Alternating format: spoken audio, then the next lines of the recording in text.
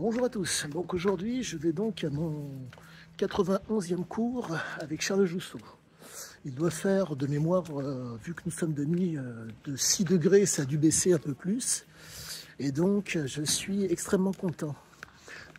L'approche mentale que je suis en train de travailler pour pouvoir d'autant mieux comprendre la conduite des addicts commence, si je puis dire, à payer ses fruits. Comme je vous l'avais expliqué dans une précédente vidéo, bref, que vous verrez, la particularité des addicts, c'est que au niveau de la conduite et donc au niveau du comportement, hop là, ces messieurs ne peuvent, ou ces dames, ne peuvent, ont des envies irrépressibles. Le fait est que il y a une incapacité, si je puis dire, chronique, à pouvoir se retenir par rapport à la substance. En tout cas, il s'avère qu'au niveau de l'adrénaline, de la noradrénaline pour être exact, il y a besoin d'une espèce de compensation.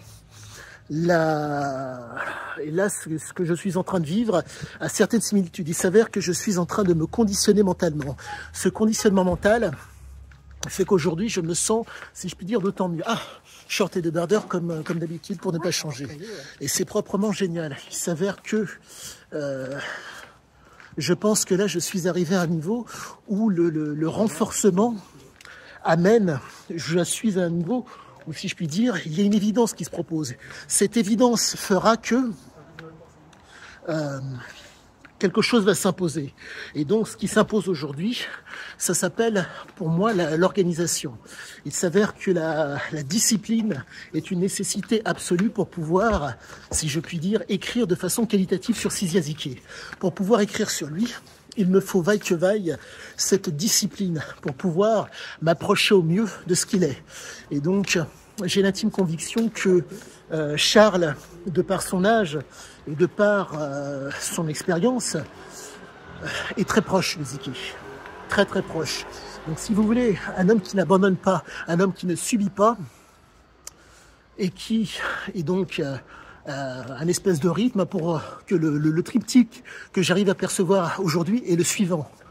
Habitude, systématique, rythmée, qui fait qu'on se retrouve avec quelqu'un qui ne vous parle pas de ce qu'il pense, mais si je puis dire, pratique ce qu'il faut. C'est un petit peu, excusez-moi, je ne joue pas sur les mots, mais l'objectif est vraiment de vous faire comprendre que c'est l'application qui fait que Ziké était un adepte de l'empirisme. Et donc, moi, à la différence de lui, je cherche pas uniquement l'empirisme, je cherche aussi à contrôler. Le contrôle se passe forcément par une exigence. Et cette exigence est par rapport aux habitudes que l'on prend. Donc j'ai l'intime conviction que je vais faire quelque chose d'exceptionnel.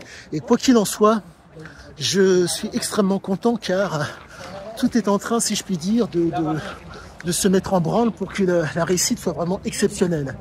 Je ne dirai qu'une seule chose, vivement la suite. Et quoique je travaille pour la suite, donc si je peux dire, chaque jour suffit sa peine. Et aujourd'hui, ma peine sera donc, si je peux dire, d'aller m'instruire, d'aller m'informer et d'aller m'initier à Charles Jousseau. À bientôt pour la suite. Bonsoir, donc aujourd'hui je sors du cours donc, de monsieur Charles Jousseau, 91e cours. 5 degrés, soit dit en passant, ce soir. Je suis tellement instruit, tellement informé, tellement initié, mais je suis extrêmement dégoûté.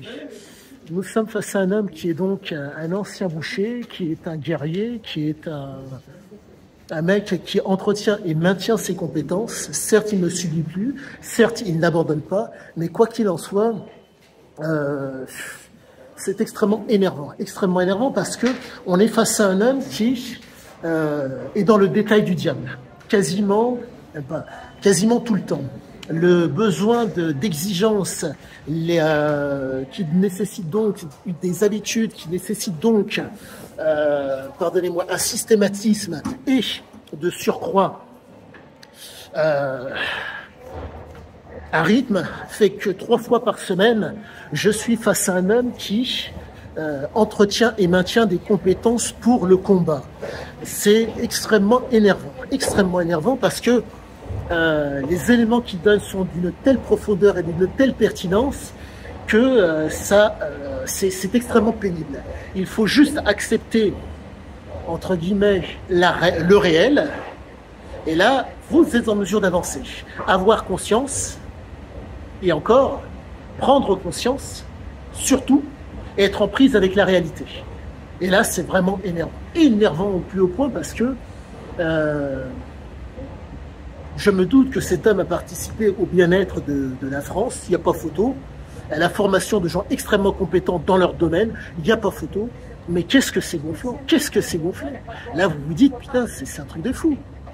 Il vous suffit, entre guillemets, d'ouvrir la porte et d'aller voir cet homme pour être, si je puis dire, initié, informé et instruit sur vous et sur les autres. C'est extrêmement énervant. Mais quoi qu'il en soit, merci à lui, car cette espèce de ligne de conduite qu'il a réussi à garder tout au long de sa vie fait qu'aujourd'hui, que ce soit les élèves, les assistants ou les instructeurs, on est avec du lourd.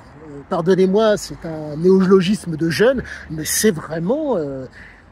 c'est énervant. C'est énervant de pouvoir, comment dire, de voir un homme aussi... comment dire...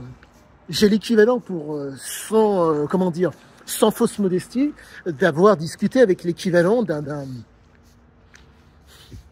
d'un Victor Hugo. Je pratique un art avec un type qui est proprement exceptionnel. Mais ce qui m'emmerde, c'est que cette référence, comment dire,